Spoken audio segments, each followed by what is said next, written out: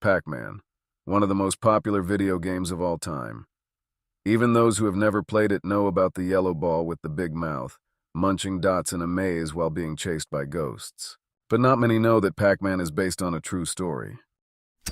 Join me, Rory Snilbert, the man who hosts the show, as I tell you the story of the fat man who became Pac-Man.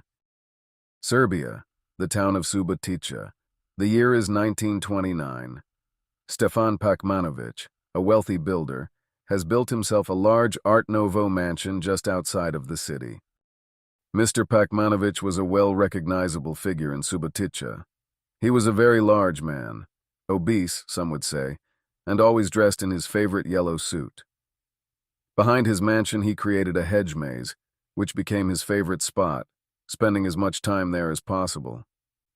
Now, Mr. Pacmanovic was a troubled man. He was convinced he was followed by 4 ghosts.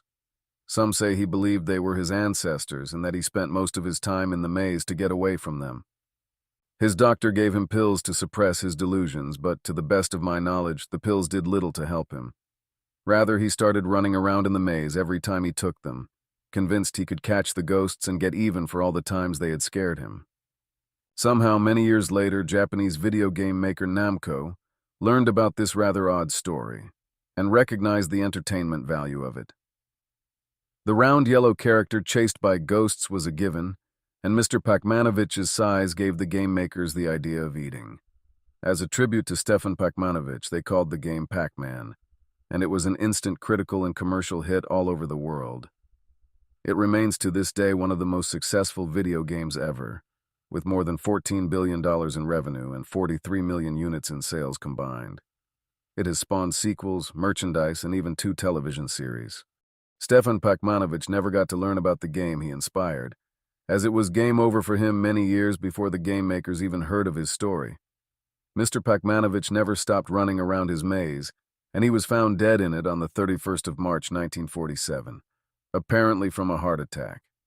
Some say he was scared to death and that the ghosts finally got him. He never stopped wearing his yellow suit, and he was buried in it. He was buried at the center of the maze, which still can be found behind his mansion outside of Subotica. Never wholly gone, Stefan Pacmanovic can still be found forever running, chased by and chasing ghosts in a computer game near you. I'm Rory Snilbert, the man who hosts the show. Thanks for sticking with me this long, and see you soon.